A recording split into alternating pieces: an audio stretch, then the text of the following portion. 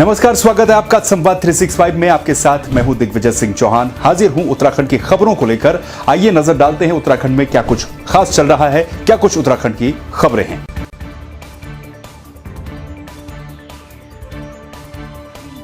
उत्तराखंड के नवनियुक्त डीजीपी अशोक कुमार मंगलवार को हरिद्वार के दौरे पर रहे। पदभार संभालने के बाद डीजीपी ने हरिद्वार के मेला नियंत्रण भवन पहुंचकर पुलिस अधिकारियों के साथ मेले की तैयारियों की समीक्षा की। साथ ही जिला पुलिस को भी आवश्यक दिशा निर्देश दिए।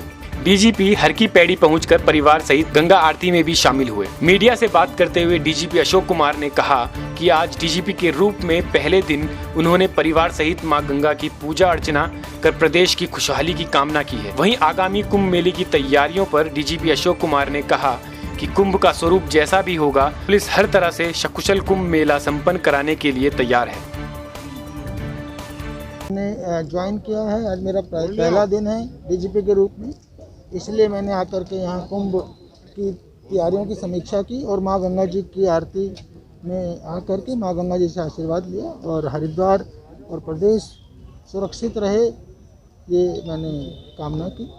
आज हमने पूरी समीक्षा की और कोरोना क्या करवट बदलता है, रेस्ट्रिक्शन सरकार के कितने रहते हैं और लोगों में डर का लेवल क्या रहता है, उसके हिसाब से डिसाइड होगा, उसके हिसाब से क्राउड का आंकलन किया जाएगा। और हम जो है सभी स्थितियों को लेकर के चल रहे हैं, 3 तरह की, अगर बहुत कम भीड़ होती है, अगर बहुत ज़्यादा होती है और मध्यम होती है, वो सारी तैयारियों की आज हमने समीक्षा की।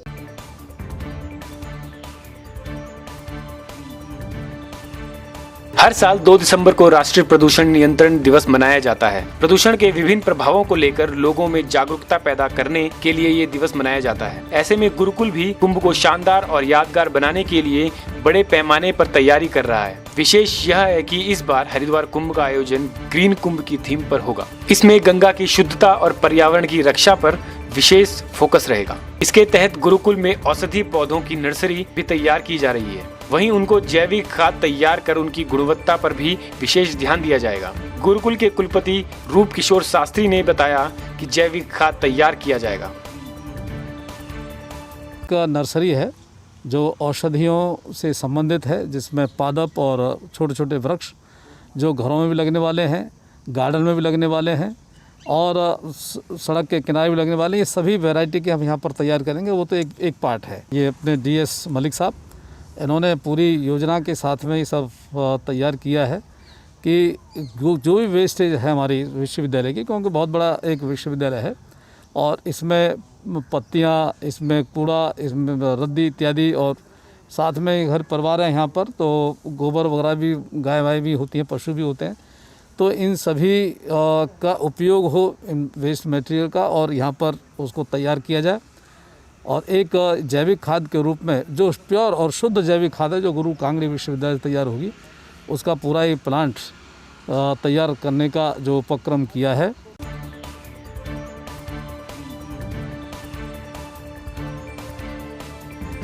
हरिद्वार पुलिस के हाथ एक बड़ी कामयाबी लगी है। ज्वालापुर कोतवाली पुलिस ने एक वाहन चोर गिरोह का पर्दाफाश किया है। चोर आए दिन चोरी की वारदात को अंजाम देते थे। पकड़े गए गिरोह से 14 मोटरसाइकिल बरामद की गई है। पुलिस ने मौके पर 4 चोरों को भी गिरफ्तार किया है। पकड़े गए आरोपियों का पुराना आपराधिक रिकॉर्ड बताया जा रहा है।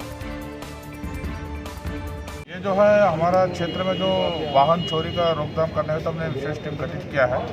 इसमें लगातार जो है हमारा निरीक्षक ज्वालापुर और उनका टीम सक्रिय काम करते रहे, तो जो है आज हमें सफलता मिली कि कल जो है हमें सूचना मिली थी बुकमेल के माध्यम से, जो है जो भगत सिंह चौक का ओर जो है कुछ लोग जो है जो मोटरसाइकिल चोरी का जो काम करने वाले हैं, उन लोगों के बारे में सूचना मिली थी। उनका गिरफ्तार करने पर जो है हम जो है उन लोगों से जो है 13 मोटरसाइकिल हमने बरामद की। इसमें जो है 3 मोटरसाइकिल, 14 मोटरसाइकिल है, इसमें 3 मोटरसाइकिल साबुत रूप में जो है पूरा मोटरसाइकिल हमने रिकवर किया। बाकी 11 मोटरसाइकिल का इंजन और चेसिस अलग अलग से हमने बरामद की। इनका मोडस ऑपरेंडी ये रहा है कि मोटरसाइकिल चोरी करके फिर उसके बाद इसको काट देते हैं, फिर इसका स्पेयर पार्ट्स के रूप में जो है इसको सेल कर देते हैं। टिहरी के प्रतापनगर ब्लॉक के भेलनता गांव में रहने वाले मदन सिंह राणा पिछले 6 सालों से प्रधानमंत्री नरेंद्र मोदी से प्रेरित होकर स्वच्छता अभियान सेवा कर रहे हैं। मदन सिंह राणा दुर्गम क्षेत्रों और 4 धामों में पहुंचकर स्वच्छता अभियान चला रहे हैं। राणा विभिन्न क्षेत्रों में अपनी गाड़ी ले जाकर कूड़ा एकत्र कर ऋषिकेश में निस्तारण करते हैं। वहीं स्वच्छता अभियान चलाने के लिए आने वाली आर्थिक दिक्कतों को देखते हुए मदन सिंह ने कई बार प्रशासन से गुहार लगाई है, लेकिन पिछले 6 सालों से आश्वासन ही दिया जा रहा है। मैं 6 साल से चला रहा हूँ इस काम को, पर अब दिक्कत इस चीज़ की आ रही है साहब कि यहाँ पर एक कोरोना काल जो चला तब से मेरे दोनों लड़के घर है। मेरे पास कमाई का जो जरिया था वो ख़त्म हो चुका है। इससे पहले मैं 6 सालों से करता रहा पूरे प्रतापनगर में, 4 धामों में भी, यात्रियों के सामने भी, कि ताकि कोई प्रचार प्रसार जाए हमारा उत्तराखंड में कोई स्वच्छता का काम करता है। मोदी जी ने 2014 में जब प्रधानमंत्री बने थे तो उन्होंने लाल किला से ये बात कही थी कि स्वच्छता भी एक आजीवन का अंश है। तो मैंने ये सोचा कि यार मोदी जी तो सारे देश के लिए सोच रहे हैं, मैं अपने उत्तराखंड के लिए तो सोच ही सकता हूँ। और वो मैंने काम किया था। गाँव जाके लोगों को एक तो समझाता हूँ भाई कि इस तरीके से ये काम होता है, और जो उनका कूड़ा कबाड़ा होता है, ये गाड़ी है मेरी, इसमें मैं उसको भर के लेके आता हूँ।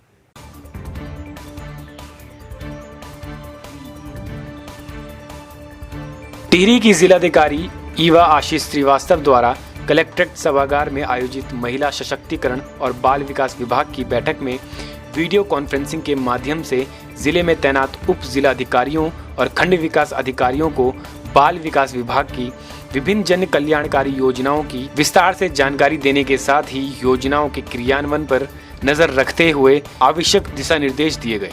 जिलाधिकारी ने उप जिलाधिकारियों से कहा कि राज्य सरकार और केंद्र सरकार द्वारा महिलाओं और बच्चों के लिए महिला सशक्तिकरण और बाल विकास विभाग के अंतर्गत अनेक जन कल्याणकारी योजनाएं संचालित की जा रही हैं।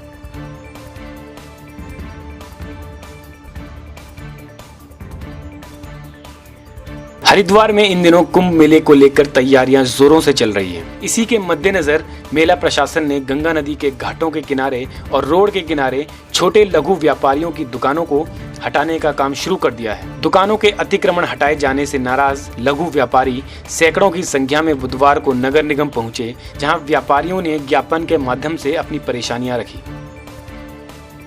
देखिए, प्रधानमंत्री स्ट्रीट वेंडर आत्मनिर्भर योजना के तहत हम चाहते हैं कि कुंभ मेला प्रशासन द्वारा और नगर निगम द्वारा संयुक्त रूप से एक प्रयास किया जाए कि जिस प्रकार से पूर्व के प्रस्तावित वेंडिंग जोन में स्थापन की प्रक्रिया चल रही है, इसी की तर्ज पर जो हमारा घाटों पर फूल, माला, बिंदी, चूड़ी बेचने वाला जो हमारा स्ट्रीट वेंडर लघु व्यापारी हैं, बहुत सी महिलाएं हमारी हैं जिनकी जीविका जो है वो घाटों पर ही कारोबार करके चलता है जिनका परिवार।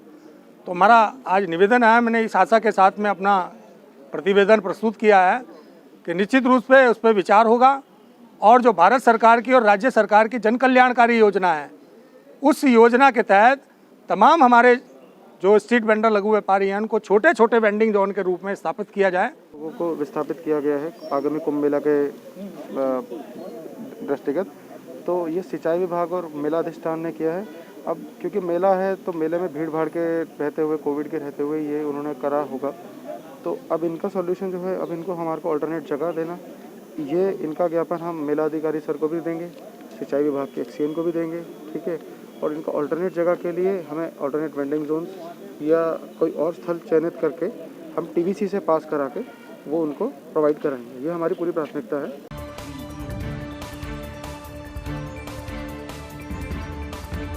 बेरीनाग के नगर पालिका डीडीहाट के 2 साल पूरे होने पर पालिका अध्यक्ष कमला ने तमाम उपलब्धियां गिनाई। पालिका सभागार में आयोजित प्रेस वार्ता में पालिका अध्यक्ष कमला चुफाल ने अपने 2 साल के कार्यकाल में हुए विकास संबंधी कार्यों को बताते हुए भावी योजनाओं के बारे में विस्तृत जानकारी दी। उन्होंने कहा कि उनका प्रयास रहेगा कि शहर साफ और स्वच्छ रहे। इसके लिए कूड़ा रिसाइकिल प्लांट लगाने की भी योजना है। भगवान मरेनाथ स्वामी के आशीर्वाद से मैंने अपने 2 साल का कार्यकाल डीडीहाट नगर पालिका में पूर्ण किया और मैंने पूरी कोशिश की कि मैं अपने डीडीहाट की जनता को संतुष्ट करूं और कई हद तक जनता संतुष्ट भी नजर आई। तो उसके लिए मैं भगवान और हमारी डीडीहाट की सम्मानीय जनता का तहे दिल से धन्यवाद अदा करती हूं। हमने इस 2 साल के अंतर्गत पूरी पथ प्रकाश व्यवस्था को सुदृढ़ बनाया है। अभी आप देखेंगे कि पूरे डीडी हाट में पूरी जो रोशनी से जगमग है हमारा डीडी हाट, आपको पूरी सड़कों में आपको पोल लाइट्स मिलेगी और जहां लाइट्स नहीं पहुंच सकती हमने वहां सोलर लगाया, मतलब कहीं भी अंधकार आपको डीडी हाट में नहीं दिखेगा। हमने बच्चों के लिए चिल्ड्रन पार्क्स बनाए, अभी हमारे पार्क्स भी तैयार हो गए, अभी हम और पार्क्स बनाएंगे।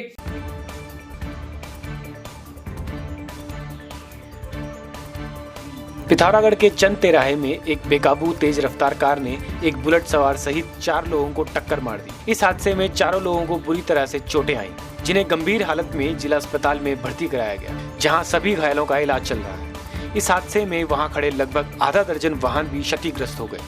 कार की चपेट में आकर एक गाय भी घायल हो गई। पुलिस ने फिलहाल कार चालक को हिरासत में ले लिया है और जाँच कर रही है।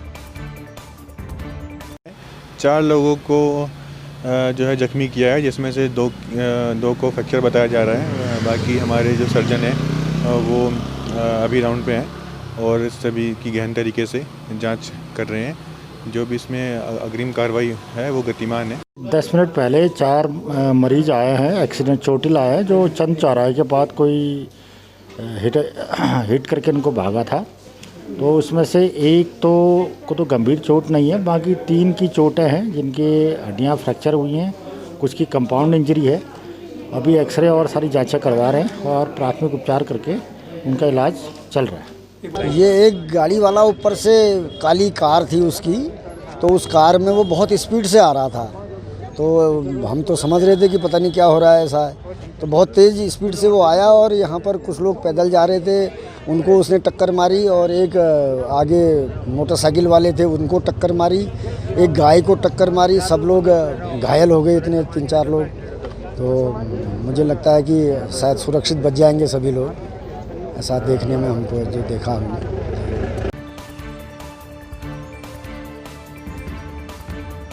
यूथ कांग्रेस के प्रदेश अध्यक्ष सुमित भुल्लर ने बुधवार को पिथौरागढ़ में कार्यकर्ताओं की नब्ज टटोली। इस दौरान उन्होंने यूथ कांग्रेस कार्यकर्ताओं से 2022 में होने वाले विधानसभा चुनाव के लिए अभी से तैयार रहने को कहा। सुमित भुल्लर ने सभी कार्यकर्ताओं में जोश भरते हुए चुनाव की तैयारियों में जुट जाने को कहा। उन्होंने कहा कि यूथ कांग्रेस गांव-गांव जाकर लोगों को मुख्यमंत्री और प्रधानमंत्री के झूठ से रूबरू कराएगी। बैठक में यूथ कांग्रेस के तमाम कार्यकर्ता और पदाधिकारी मौजूद रहे। युवा कांग्रेस पूरी तरीके से तैयार है चुनाव के लिए भी, और लगातार जो हमारे युवा, हमारे नौजवान और किसान जो परेशानी झेल रहे हैं उनकी समस्याओं को उठाने के लिए भी, और लगातार हमारे युवा साथी इस काम को करते आ रहे हैं। और आने वाले समय में जैसे आपने चुनाव की बात करी, तो उसकी तैयारियों को लेकर हम संगठन में निम्न वार्ड, ग्राम सभा और अपने बूथ स्तर की कमेटी का गठन कर रहे हैं, जिससे हर बूथ में, हर ग्राम सभा में हमारे कार्यकर्ता जो झूठ और भ्रम का जाल जो फैलाया जाता है भारतीय जनता पार्टी के द्वारा, उसकी सच्चाई बता सकें। तो आपने देखा उत्तराखंड में क्या कुछ खास चल रहा है, क्या कुछ उत्तराखंड की खबरें रही। एक बार फिर से आपके सामने हाजिर होंगे उत्तराखंड की कुछ और खबरों के साथ। तब तक के लिए आप बने रहिए संवाद 365 के साथ। नमस्कार।